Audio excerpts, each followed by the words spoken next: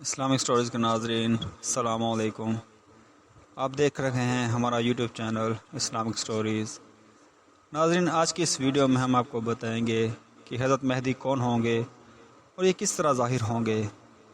Video میں آگے بڑھنے سے پہلے ہمارے چینل کو ضرور سبسکرائب کر دیں تاکہ اسی سلسلہ کی آنے والی ویڈیوز آپ کو بر وقت مل سکیں۔ ان کا نام نامی محمد یا احمد اور والد کا نام عبداللہ ہوگا۔ ان کی والدہ کے نام کے بارے میں کوئی صحیح روایت نہیں ملی، البتہ بعض حضرات نے والدہ کا نام آمنہ تحریر کیا ہے۔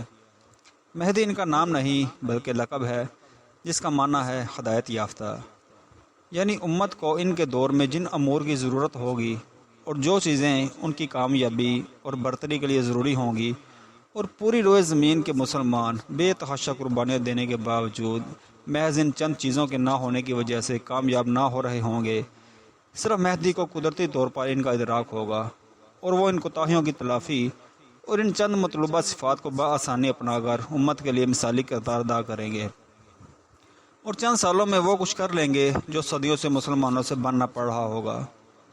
وہ پہلے سے پیدا نہیں ہوئے، عام انسانوں کی طرح پیدا ہوں گے۔ 40 سال کی عمر میں امت مسلمہ ان کو اپنا قائد بنائے گی اور ان کے ہاتھ پر بیعت کر کے کفر کے برپا کردہ مظالم کے خلاف وہ عظیم جہاد شروع کرے گی، جس کا اختتام عالمی خلافت اسلامیہ کے قیام پر ہوگا۔ حضرت مہدی حضرت حسن رضی اللہ تعالیٰ عنہ کی اولاد میں سے ہوں گے۔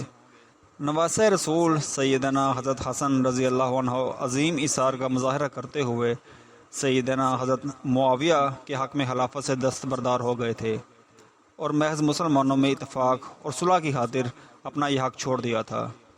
اس کے بدلے آخری زمانے میں جب امت کو اتفاق و اتحاد کی ضرورت ہوگی تو اللہ تعالیٰ انہی کی اولاد میں سے ایک مجاہد لیڈر عالمی سطح پر خلافت کے قیام کے لیے منتخب فرمائیں گے، کیونکہ اللہ تعالیٰ کا قانون یہی ہے کہ جو شخص اللہ تعالیٰ کی رضا کی خاطر کوئی چیز چھوڑ دیتا ہے تو اللہ تعالیٰ اس کو یا اس کی اولاد کو اس سے بہتر چیز عنایت فرما دیتے ہیں۔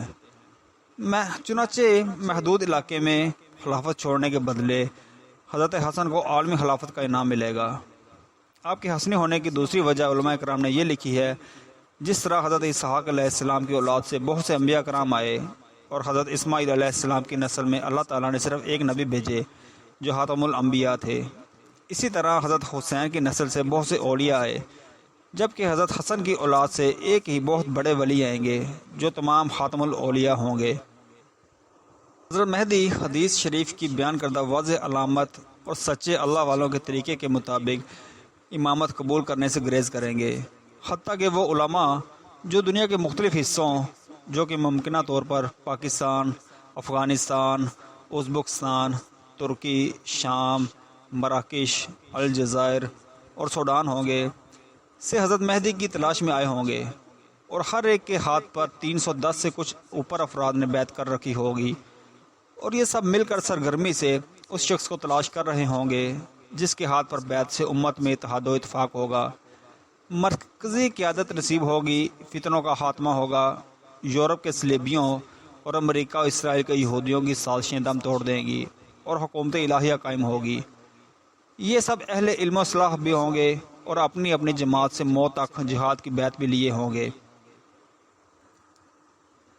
یہ سب حضرات مل کر حضرت مہدی کو حرمین میں تلاش کریں گے۔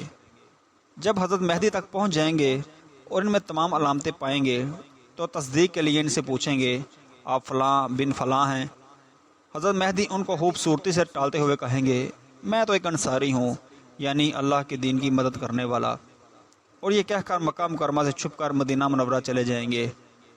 یہ حضرات آپ کو تلاش کرتے کرتے مدینہ شریف پہنچ جائیں گے۔ حضرت مہدی امامت کا عہدہ دیے جانے سے بچنے کے لیے ان سے چھپ کر پھر مکہ مکرمہ آ جائیں گے۔ یہ علماء کرام بے تاب ہوں گے کہ ہم نے دنیا بھر میں جہاد کیا، اصلاحی کوششیں کی، جان، مال، عزت، آبرو کی بے حساب قربانیاں دی، منزل پھر بھی ہاتھ آ نہیں رہی، کفر کا زور ٹوٹ رہا ہے، نہ کفریات کا غلبہ ختم ہو رہا ہے۔ امت کو جس قائد کی ضرورت ہے، جس میں عقل و سوجھ بوجھ بھی ہو، جرأت و شجاعت بھی، اور قدرت کی طرف سے ہدایت و نصرت بھی، اس کے قریب پہنچ کر بھی ہم پھر محروم رہ گئے، یہ آپ کو کھوجتے کھوجتے پھر حرم مکی آ پہنچیں گے۔ اس طرح 3 چکر حرمین کے درمیان لگیں گے۔ آخر کار یہ علماء تیسری مرتبہ حضرت مہدی کو حجر اسود کے پاس جا لیں گے۔ آپ کعبہ کے ساتھ چمٹ کر چہرہ کعبہ کی دیوار پر رگڑتے ہوئے امت کی حالت پر رو رہے ہوں گے۔ یہ علماء آپ کو پہلے خدا کا واسطہ دے کر کہیں گے کہ اگر آپ نے بیعت کے لیے ہاتھ نہ بڑھایا تو جتنی امت مظلومیت کی حالت میں ماری جا رہی ہے اس سب کا گناہ آپ کے سر پر ہوگا۔ اس پر حضرت مہدی مجبور ہو کر مقام ابراہیم اور حجر اسود کے درمیان بیٹھ کر ان سے کہیں گے کہ آؤ پھر آخری فتح تک اکٹھے جینے مرنے کا عہد کرتے ہیں۔ امیر اور مامور کے اس عہد کو شریعت کی اصطلاح میں بیعت کہتے ہیں۔ چنانچہ وہ ان علماء کرام سے شریعت کی اتباع اور مرتے دم تک جہاد پر بیعت لیں گے۔ اس ہجرت اور جہاد کے نتیجے میں عالمی سطح پر خلافت اسلامیہ قائم ہو جائے گی۔ حضور صلی اللہ علیہ وسلم نے مکہ مکرمہ سے مدینہ منورہ ہجرت فرما کر جہاد کا عمل جاری کیا تھا۔ حضرت مہدی مدینہ منورہ سے مکہ مکرمہ ہجرت فرما کر جہاد کی سنت کو پھر سے زندہ فرمائیں گے اور مسلمانوں کی امیدوں، تمناؤں اور خوابوں کو تعبیر مل جائے گی۔ ناظرین، ہماری آنے والی ویڈیو میں ہم آپ کو بتائیں گے کہ حضرت مہدی کس طرح مجاہدین اور حضرت عیسیٰ علیہ السلام کے ساتھ مل کر اپنی جدوجہد کا آغاز کریں گے۔